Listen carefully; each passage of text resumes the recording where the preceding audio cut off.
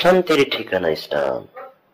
আসসালামু আলাইকুম ওয়া রাহমাতুল্লাহি ওয়া বারাকাতুহু। নাহমাদুল্লাহুল আলিয়্যুল আযীম ওয়া নুসাল্লি আলা রাসূলিহিল কারীম, আম্মা বা'দ। সম্মানিত দর্শক, আজকে আমরা আলোচনা করব কোন কোন বিষয়ে ওযু ছুটে যায়, অর্থাৎ ওযু ভঙ্গ হয়ে যায়। ওযু ভঙ্গ হওয়ার যে কারণগুলি রয়েছে, এই সমস্ত কারণগুলি সম্পর্কে আজকে আমরা সংক্ষিপ্তভাবে আলোচনা করার চেষ্টা করব ইনশাআল্লাহ। আমা তাওফীকি ইল্লা বিল্লাহ। সম্মানিত দর্শক, দিন প্রচারের স্বার্থে ভিডিওতে লাইক করে দিবেন এবং ভিডিওটি শেয়ার করবেন। আর যদি আমাদের চ্যানেলে নতুন হয়ে থাকেন, অবশ্যই চ্যানেলটিকে সাবস্ক্রাইব করে আমাদের পাশে থাকবেন। সম্মানিত দর্শক, ওযু ভঙ্গের 7টি কারণ রয়েছে। ওযু ভঙ্গ হওয়ার যে 7টি কারণ রয়েছে, তার প্রথম কারণ অর্থাৎ 1 নম্বর কারণ, সেটি হলো পেশাব এবং পায়খানার রাস্তা দিয়ে যদি কোনো বস্তু নির্গত হয়, বাহির হয়, তাহলে ওযু ভেঙে যায়। এটা হলো 1 নম্বর কারণ। দ্বিতীয় নম্বর কারণ, শরীরের যে কোনো জায়গায় থেকে যদি রক্ত, পুঁজ অথবা শরীরের কোনো ক্ষত থেকে যদি পুঁজ জাতীয় অর্থাৎ ইনফেকশন হওয়ার কারণে যদি সেখান থেকে কোনো পানি জাতীয় কোনো বস্তু যদি নির্গত হয় আর সেটি যদি গড়িয়ে যায়, তাহলে ওযু ভেঙে যায়। যতক্ষণ পর্যন্ত সেটি গড়িয়ে না যায় ততক্ষণ পর্যন্ত ওযু থাকে, কিন্তু যদি সেটি গড়িয়ে যায় তাহলে ওযু ভঙ্গ হয়ে যায়। তৃতীয় নম্বর কারণ, যখন আমাদের মুখ ভরে বমি হয়, অনেক সময় আমাদের কি হয়, ঢেকুর ওঠে, ঢেকুরের সঙ্গে কিছু খাদ্য আমাদের মুখে উঠে আসে, কিন্তু যতক্ষণ পর্যন্ত আমাদের মুখ ভরে বমি না হয় ততক্ষণ পর্যন্ত ওযু ভাঙে না।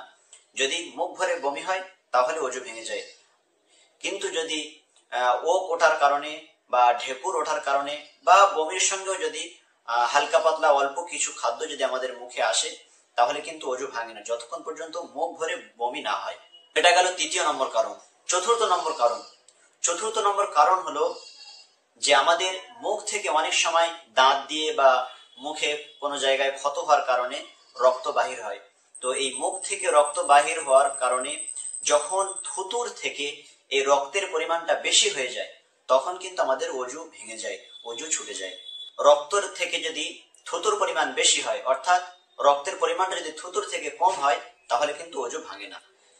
5 নম্বর কারণ হলো যখন আমরা ঠেক দিয়ে, হেলান দিয়ে, চাই সে চিত হয়ে হোক বা হেলান দিয়ে হোক বা কাত হয়ে হোক, যখন আমরা ঘুমিয়ে যাই, অর্থাৎ যে কোনো অবস্থায় যদি আমরা ঠেক দিয়ে, হেলান দিয়ে যদি আমরা ঘুমিয়ে যাই, এই ঘুমানোর কারণে আমাদের কিন্তু ওযু ভঙ্গ হয়ে যায়। কেননা এই সময় আমাদের স্মরণে কিছুই থাকে না, আমাদের মাইন্ড কিন্তু তখন কাজ করে না। সেজন্য এই সময় আমাদের শরীরে কি ঘটে এ সম্পর্কে আমরা জানি না বা কোনো ধারণা আমাদের থাকে না, সে কারণে আমাদের ওযু ভঙ্গ হয়ে যায়। ওই জন্য ঠেক দিয়ে অথবা হেলান দিয়ে যখন আমরা ঘুমিয়ে যাই, তখন কিন্তু আমাদের ওযু ভঙ্গ হয়ে যায়।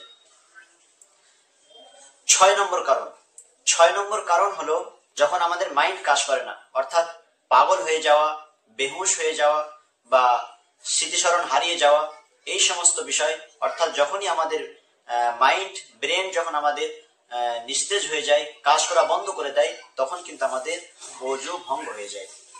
7 নম্বর যে কারণ, সেটা হলো যখন নামাজের মধ্যে কেউ উচ্চ স্বরে হাসে। যদি নামাজের মধ্যে কেউ উচ্চ স্বরে হেসে ফেলে, তাহলে কিন্তু সেক্ষেত্রে ওযু ভঙ্গ হয়ে যায়। এই হলো মোট 7টি মূল কারণ, যে বিষয়গুলির কারণে আমাদের ওযু ভঙ্গ হয়ে যায়। আশা করছি সকলে বুঝতে পেরেছেন। যদি আপনাদের এ বিষয়ে কোনো প্রশ্ন থাকে, কোনো কিছু বলার থাকে, তাহলে অবশ্যই আপনাদের যে মতামত সেটি আমাদের কমেন্টের মাধ্যমে আমাদেরকে জানিয়ে দিবেন। আজকে এখানে ভিডিওটি শেষ করছি। সকলে ভালো থাকবেন। আসসালামু আলাইকুম ওয়া রাহমাতুল্লাহি ওয়া বারাকাতুহু।